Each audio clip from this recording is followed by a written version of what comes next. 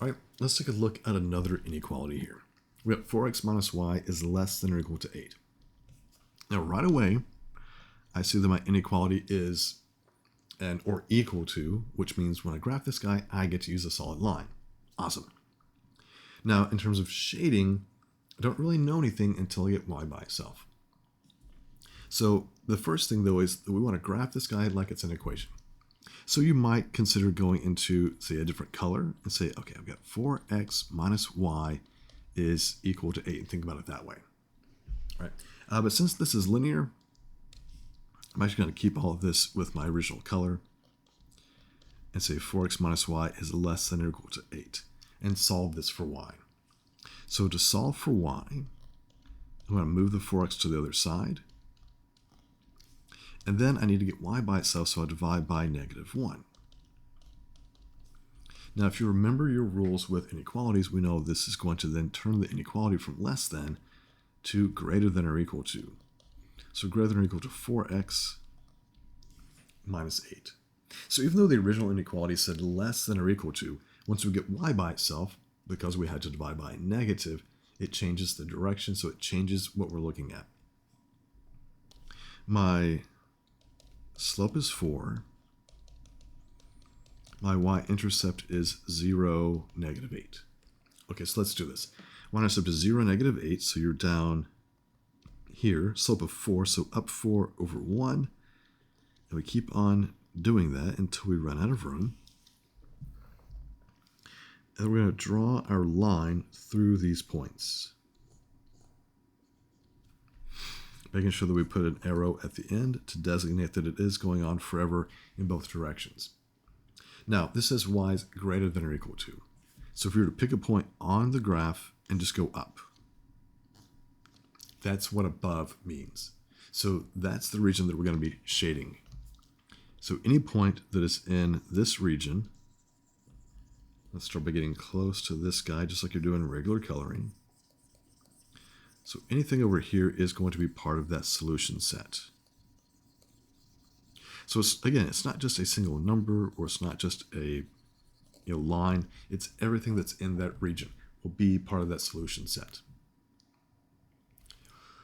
Double check. If I were to look at the origin right here, plug in 0 and 0.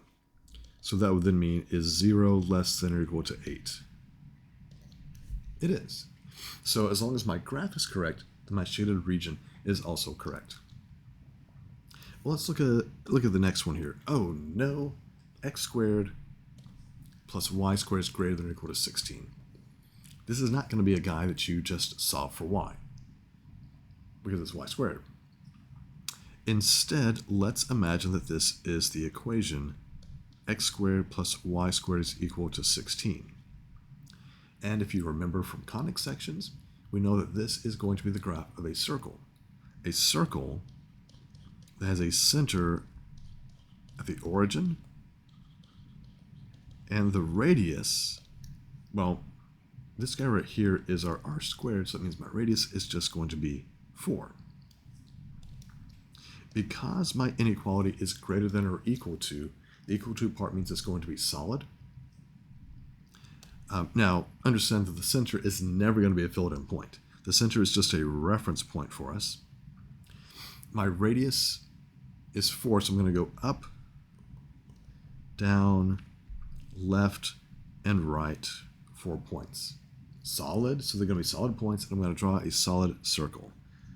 Hopefully this actually looks like a circle.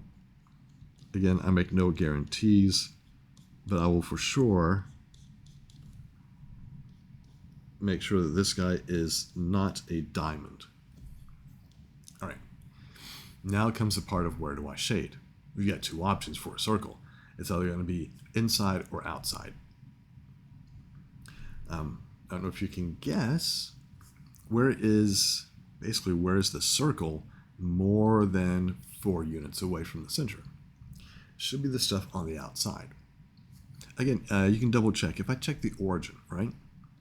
If I plug in 0 and 0, 0 greater than or equal to 16, that's false, which means the region inside is not my solution set, and it's going to be everything. It's not going to work out. Oh, wait a minute. Yeah, there we go. It's going to be everything on the outside here.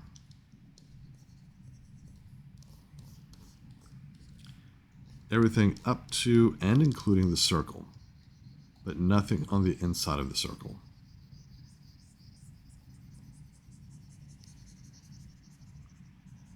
So there is your solution set. Yeah, you might say I got in a little bit too close right here. You know, it'll be fine. Trust me. It'll be totally fine. Let's look at the next one. Ooh, even funner, right? Now, I see that it's less than, so that means I have to use open points and I have to use a dashed line when I graph. But what's my shape?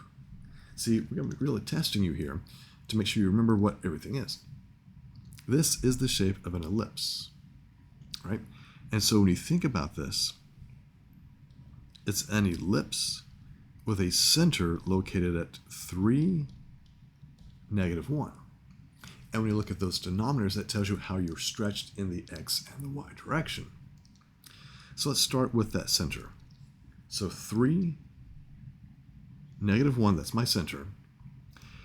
This right here is going to be 2 squared, so that means in the x direction I go out 2 units to the left, open to the left and to the right. And this is 4 squared, so I go up 1, 2, 3, 4, and down 1, 2, 3, 4. And then I would draw my ellipse, but this is going to be dashed because I don't get to be equal to, just less than. Now, think back to what we did here for the circle. When it was greater than or equal to 16, that was on the outside. Since this says all that ellipse stuff is less than 1, can you take a guess as to where we're going to be shading? We're going to be shading inside here. A quick check of this would be, you could do the origin, see if the origin would make this true or not, but you could also pick this center point right here at 3, -1. So if I were to plug in 3, -1, you would end up with 0 squared over 4, so you'd have 0 plus 0. Is that less than 1? Yes. So my solution set is going to be all the stuff inside the ellipse, but we don't get to include the ellipse itself. So going up to, but not including the ellipse. All right. So I hope that made sense with some of these basic graphs. Now we're going to start looking at putting these guys together and creating a system of inequalities. So stick around.